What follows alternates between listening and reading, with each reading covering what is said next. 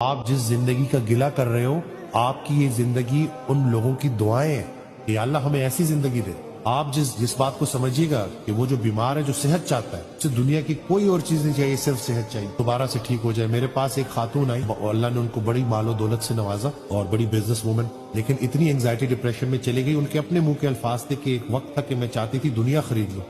آج میں اللہ سے دعا کرتی ہوں، یا اللہ سب کچھ واپس لے لے، صحت دے دے مجھے واپس، میں یہ زندگی کیسے گزاروں گی؟ یعنی کہ وہ ایک دفعہ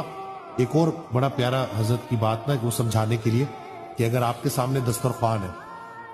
اور آپ کے سامنے نعمتیں ہی نعمتیں ہیں، کھانے پینے کی بہترین چیزیں پڑی ہوئی، اور اللہ آپ کی بھوک چھین لے، تو آپ آسمان کی طرف دیکھ کے فریاد کرو گے کہ یا اللہ یہ بھوک واپس کر دے، اس خوراک کا میں کیا کروں؟ یعنی کہ پیسے کے ہوتے ہوئے، رزق کے ہوتے ہوئے اگر اس نعمت کو استعمال نہ کر سکو نا، تو پھر سر آسمان کی طرف اٹھتا ضرور ہے۔ اور انسان اگلی بات ہی کہتے ہیں، یا اللہ گلہ نہیں کروں گا، ایک چانس اور دے دے۔